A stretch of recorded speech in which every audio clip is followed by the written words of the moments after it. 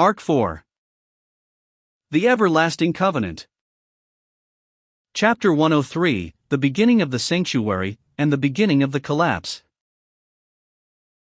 Theta, the memories are fragmentary, but I did my best to sort out the chronology. I think that would be more or less how it happened. Subaru. Subaru met Theta's uncertain words with silence.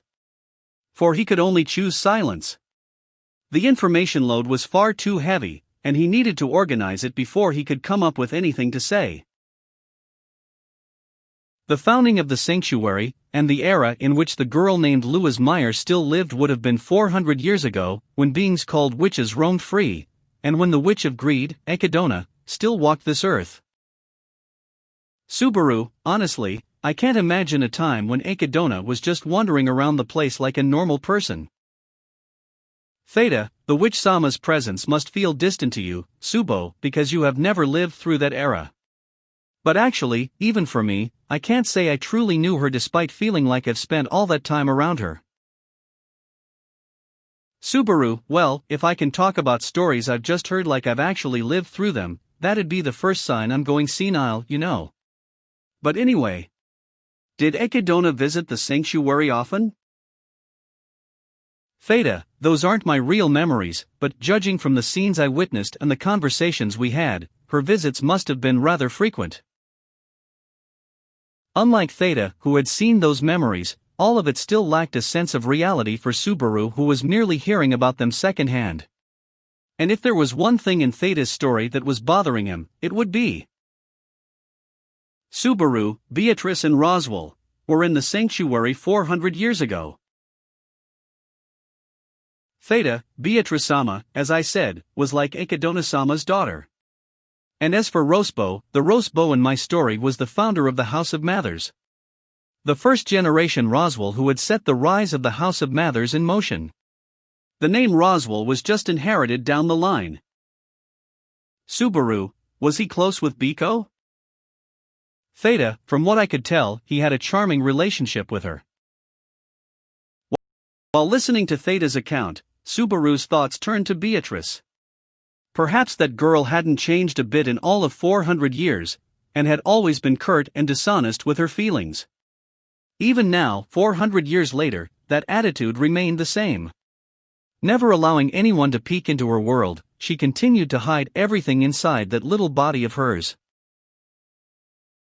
Thinking of that girl lingering alone in the forbidden library, a keen pain sliced across Subaru's chest. Pressing a hand to his breast to hold back that pain, Subaru shook his head. Subaru, I'm surprised Echidna would bring Beatrice along with her. Judging from our conversations, I didn't think she felt any kind of maternal love for Beatrice. Theta, I've never had a chance to meet the witch Sama myself. But from what I've seen of Louise Meyer's memories, I feel that there's a sense of humanity to the great witch Sama. Subaru, somehow, I kinda agree with you there. It was indeed quite different from Subaru's impression of Echidna. Yet, 400 years in life and death stood between then and now. Maybe it wouldn't be too strange if her perspective on life had changed during her time in that citadel of dreams. Subaru, I thought our breakup was pretty final, but I'm still placing my hopes in her, huh? Once again, he was reminded of his own hopelessness. This was different from REM and RAM. Echidna understood Subaru's feelings and hopes, and knowingly trampled over them all the same. There can be no future in which he'd take her hand now. Subaru, anyway, your stories so far have just been charming reminiscences of the past. That doesn't sound like the kind of terrible secret you'd go out of your way to hide from everyone. Theta. Subaru, so, please tell me what came next. What on earth happened in that seemingly idyllic sanctuary? Subaru lowered his voice, asking, as Theta brought her already cold tea to her lips. She mumbled, tastes terrible, under her breath, and Theta, what happened, is it? Subaru. Theta, what happened was collapse and ruin. And then, I learned the true reason the sanctuary was created. Subaru, the true reason. Subaru swallowed his breath at those words, while Theta merely nodded. And, as if once again opening the lid on her memories, she narrowed her eyes. Theta, both the Great Witch Sama and the first Roswell were inside the sanctuary at the time. Something ominous and strange was approaching, and not just myself, but everyone inside the sanctuary had sensed this. The air hung taut and heavy, giving Lewis the illusion that her throat was parched. Roswell, we have to get out of this place now. The preparations aren't ready. If that thing finds the sanctuary's location, all our plans will be for naught. Echidna. Roswell, sensei. We're wasting valuable time here. That thing'll be here any moment. Anxiously slamming his hand on the table in the little cabin, the slender-faced youth shouted. An urgent apprehension was carved into that usually temperate and graceful youth's expression. Hearing his plea, the witch Echidna quietly closed her eyes and folded her arms. Faced with her silence, the youth lunged forward, waving his arms to reiterate his petition. Roswell, there's no time to hesitate. That thing's power is overwhelming. I'm still not strong enough to protect you, sensei. If you ask me to be your shield, I will gladly be your shield. But when we have no means of fighting against that thing, even if I defend you with my life, it'd be completely futile. Echidna, there is a way. To a certain extent, I had prepared for this. Cutting off the youth Roswell's words, Echidna opened her eyes, staring at the grains of the wooden tabletop. Hearing this, Roswell spilled an astounded sigh while Echidna quietly shook her head. Echidna, judging by my repeated inspections of the sanctuary, I believe the conditions are in place for the barrier to hold with a high probability of success. Roswell, then. Echidna, but we're missing the nexus to activate the barrier. Roswell. For a moment, a flash of hope brightened Roswell's expression, before it was extinguished by Echidna's pained voice once more. Echidna, the barrier cannot activate without the nexus. And without the barrier, we cannot repel that thing from this place. If we can't secure a safe haven, we'll be annihilated as soon as we are found. Roswell, we spent all this time preparing the sanctuary. We've come so far, and yet, with just one step away. Overwhelmed with vexation, Roswell slammed his fist on the table. The legs of the old table creaked as blood seeped from Roswell's hand. Silence descended on the small cabin. Time slowed to a standstill as a viscous, heavy atmosphere permeated the room. And it was there that a girl timidly raised her hand. Lewis, would I be any good?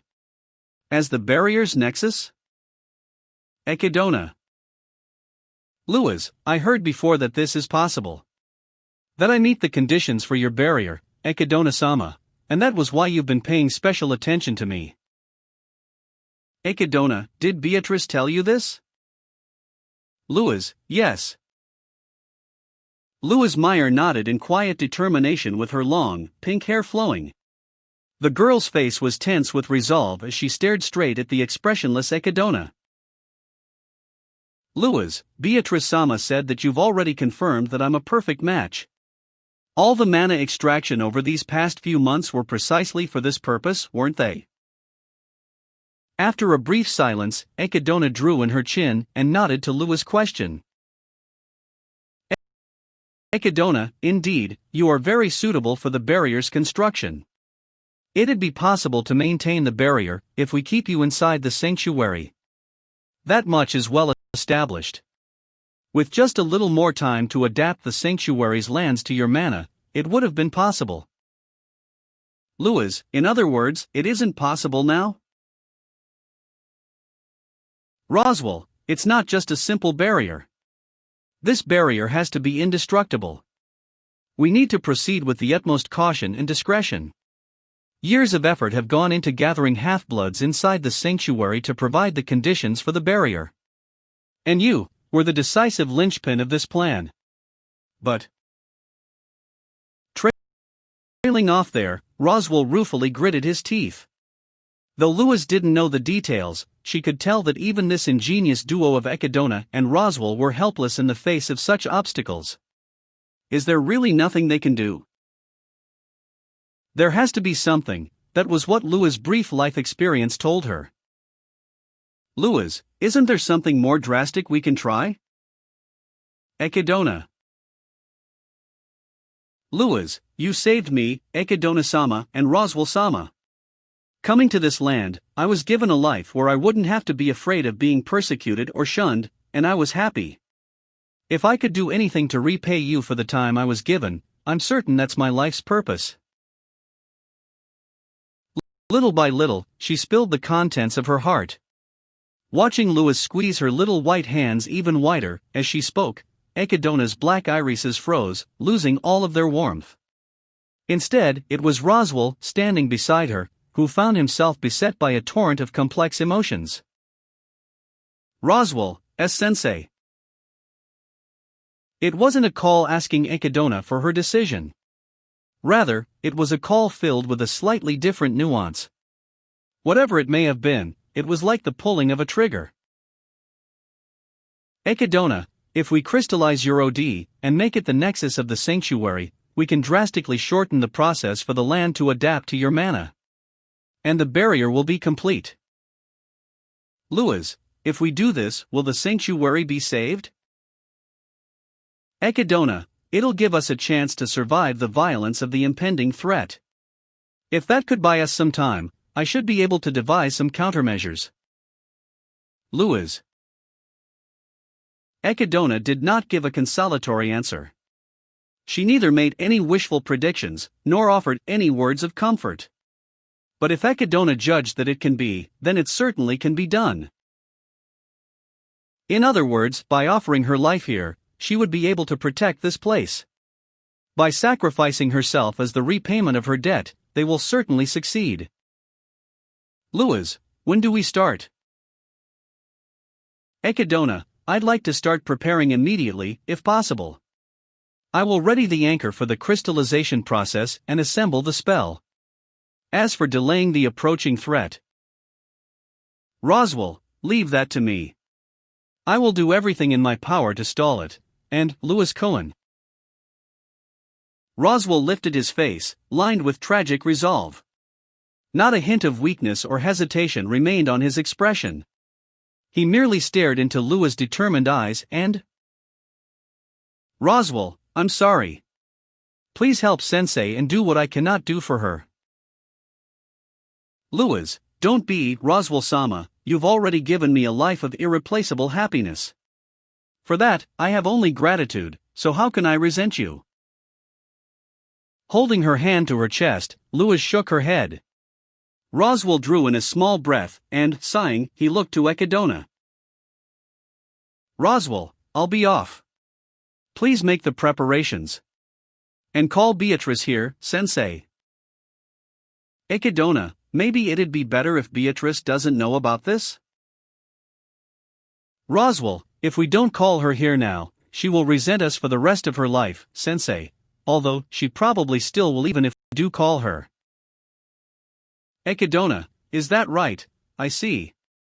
I'll call her in a moment. Seeing Echidna's nod, Roswell headed out of the cabin. On the way, he placed his hand on Lewis' shoulder and gave a single, firm squeeze. The dull pain from his grip conveyed all of Roswell's regrets and reluctance. And, sensing this, Lewis shut her eyes. Lewis, Beatrice-sama. She softly whispered. As the thought of that girl who wasn't here tenderly tormented Lewis' heart.